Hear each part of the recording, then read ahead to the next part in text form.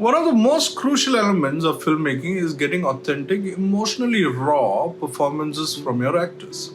But here's the real question. How do you, as a director, help them unlock those deep emotions on cue?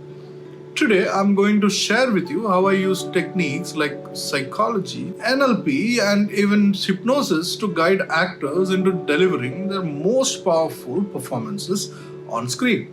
My name is Niddhish Puuzhakkal. I'm a writer, director, psychologist, and a creativity coach with over 15 years of experience in the film industry and advertising. I've written 2 books on creativity and psychology. By the end of this video, you'll learn exactly how to extract performances from your actors.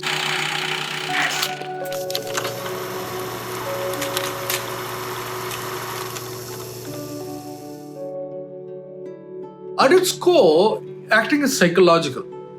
As a director, your job is to understand how emotions work. According to the teachings of psychological theories like Stanislavski's method, the actor needs to tap into real emotions. But to guide them through this, I focus on emotional triggers. Here's where psychology comes in. Start by asking your actors questions that make them think deeply about their character's motivations. What's at stake for this character? What would happen if they lose everything?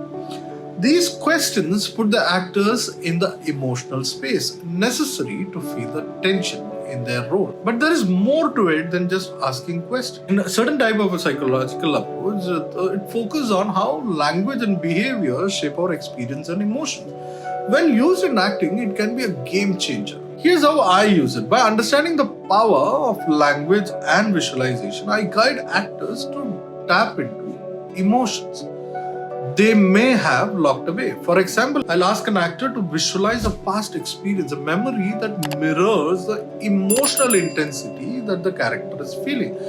With the right prompt, they'll relive those feelings and suddenly they are in the right headspace. The characters that we create, if we assume that they are living people, we would have gone through very similar experiences like those characters. They are not very different, right? Unless they are characters who are aliens or, for example, a Navi alien, what they would go through is very similar to what any other human being goes through. Using the power of visualization and language, it's important for the actor to feel a certain emotion, which could have happened in a very different context for someone.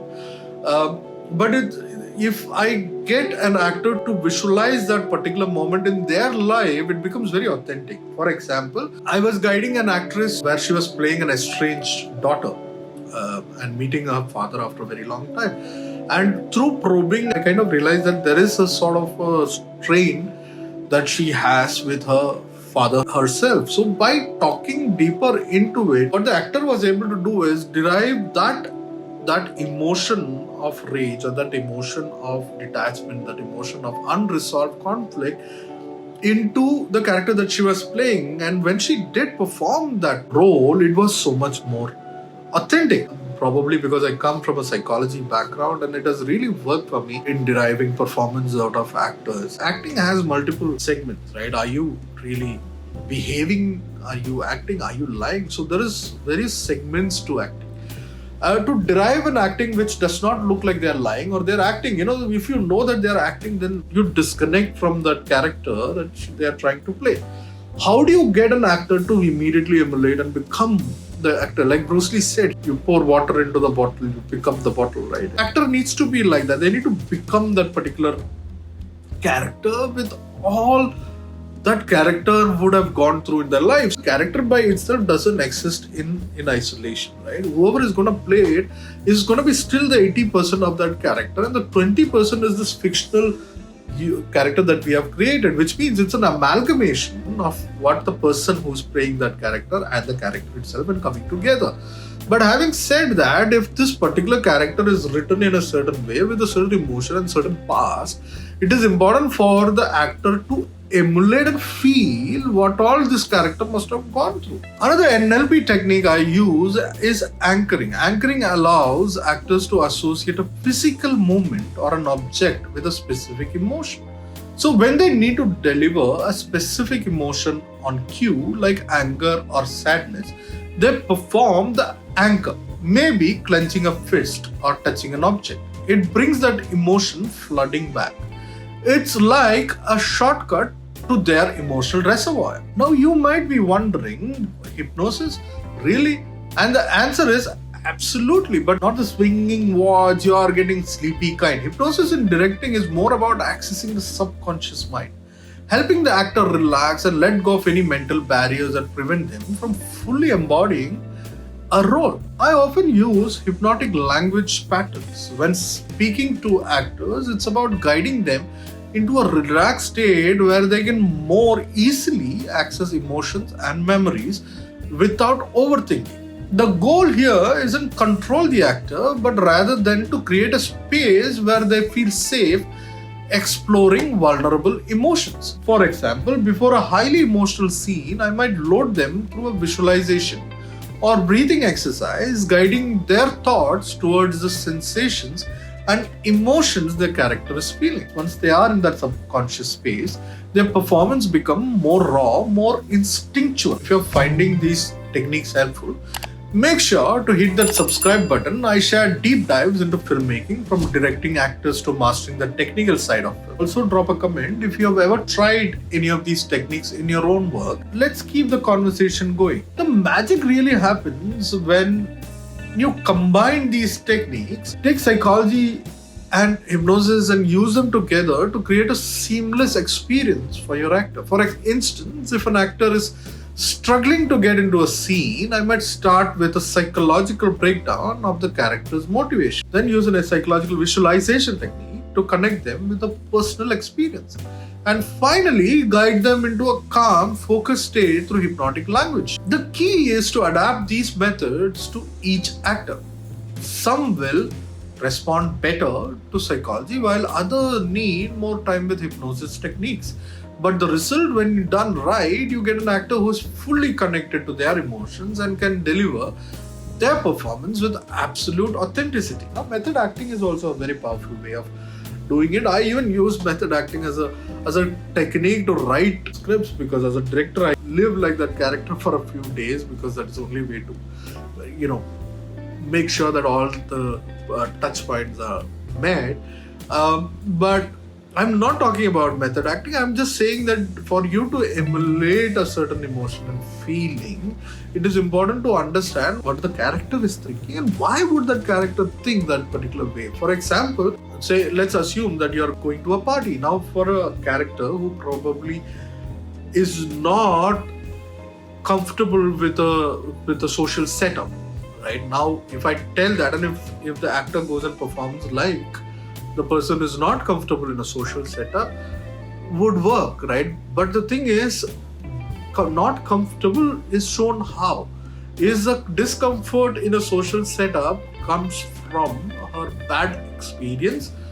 Now, bad experience is related to being ridiculed or bullied by a bunch of people who are pre-existing, or is it because generally she has grown up in a small town, lived in a house and never gone out? They are both two different reactions. If the character comes from a small town, would extend his arm in such a way to shake hands with somebody, whereas if somebody has had a bad experience with bullies, would probably go to a party but stay away from pre-formed groups, and he or she sees a group of 4 people, they would stay away.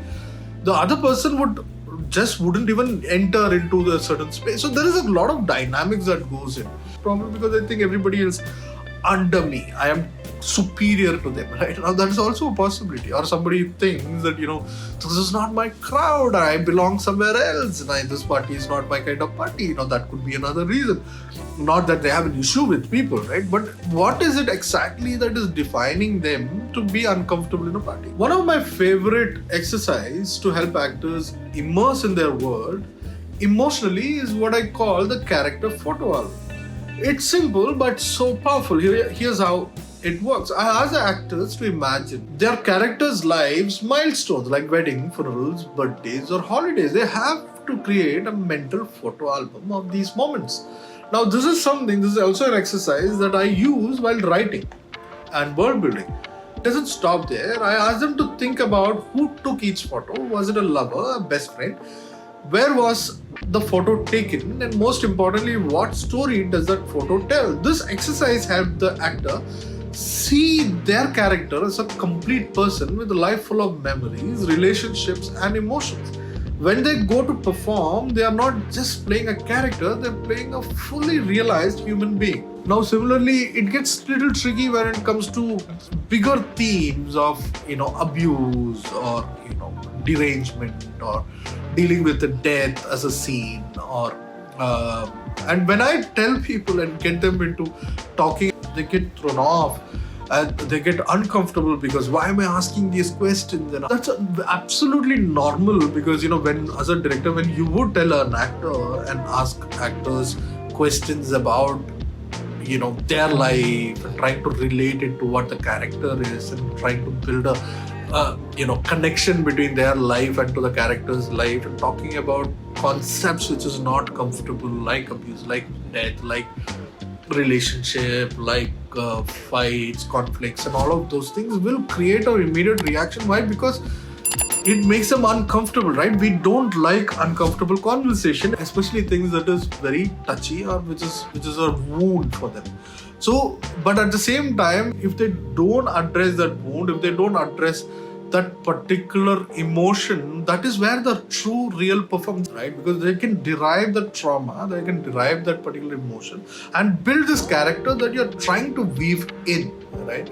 So it's important that you, even if they react back like why and or they feel locked away, that is when rapport comes in, that talking through to them and making them understand the importance of this. And sometimes some actors don't get it, but probably there is a limitation to how much they can take it there, but then you'll have to find alternate ways to derive performance out of your actors. It's when you listen to music, for example, right? When you momentarily go into a memory, right? You go into a childhood memory when you listen to a certain type, or you think about your lover for a second, you're caught there. This momentary dispersion from your reality is called hypnosis. So at times we can get an actor to momentarily disperse them into something else. Or the good actors, what they do, they keep leveling up in it. They just like to go into that world, then they keep reacting and adding to it and make that particular moment of hypnosis into something even more great. Their creativity starts working as well. And some actors, they don't react too well because you tell them, you try to put them into a hypnotic state. And as a ground rule of hypnosis is they need to be consenting, they need to be game to add to that. And some people just switch off, and then you'll have to probably tell them A, B, C, D, and which is most of the newcomer actors, it's difficult. And again, I wouldn't want to use a word that experience or newcomer. There are certain actors who take on to this way. Every actor is different, right? You'll have to work actor differently. When I was doing Ego, the way I was working with Juhi Chawla was very different with the way I was working with Arshad Warsi. And with Arshad Warsi, at times I even have to make him feel unsafe so that because the kind of role that he was playing was extremely tasking, and I wanted him to have this sense of panic and discomfort and question everything that is there. And I had to put him in that sort of emotional state, an unsafe and uncomfortable state. And he took it like a champ, and he played that straight for a number of days where he was going through physical as well as the emotional, padding that I was adding on to it. I would go silent when it was not required for him to make him make him feel a certain way, or just say something to somebody else so that he builds a certain sort of thought process and all of that. And similarly, when I was working with Juhi, it was a completely different arrangement altogether. When I was working with Divya Datta, it was a completely different way of doing it as well. As a director, it is not that, there are again various type of directing skills and various type of directors work very differently. I work differently. For me, it is about getting from within them, take the performance out of them rather than me saying mimic me. I do, yes, sometimes to show to actors how to what is that I'm expecting by doing something, but I don't expect them to mimic, right? I don't expect them to do just stand and pose sort of a thing. It has to be very authentically coming from deep inside, and for that, hypnosis and psychology and this kind of methodology has really, really worked for me in my film Ego and even in my other film. And I do this even from workshops for my ads do workshops for a good month and a half. Why? Because it just helps to get them into that character a lot better, and I load it with memories. I fill in those gaps of where this character started from childhood to there is this memories where how we access a character and how we perform a character comes from. See, what we are right now is based on our memories also, from what all we have learned from childhood. A character needs to be performed by an actor. He needs to have memories of what are those characters' memories. He needs to know, he or she needs to know that. If he doesn't know that, then how would one perform? Because he would still perform from his own memories. Yes, he's only acting, but still there needs to be something that is based out of, right? Now, is this the only way to do it? No, there are 200 ways to do it. Whatever works for you is good for you. But this is one way that I work and has helped me found some authentic experiences. I found some authentic performances from people and some powerful performances that's coming your way in the form of ego. So yeah. So there you have it. By blending psychology, NLP, hypnosis, and creative exercises like the character photo album, you can guide your actors to deliver emotionally powerful performances on screen. It's not about manipulating emotions, it's about creating an environment where your actor feel safe enough to explore and express their deepest feelings. If you're ready to take your directing to the next level, these techniques will help you do just that. Don't forget to like, share, and subscribe, and let me know in the comments how you get your actors to reach emotional depth. Thanks for watching, and I'll see you on set.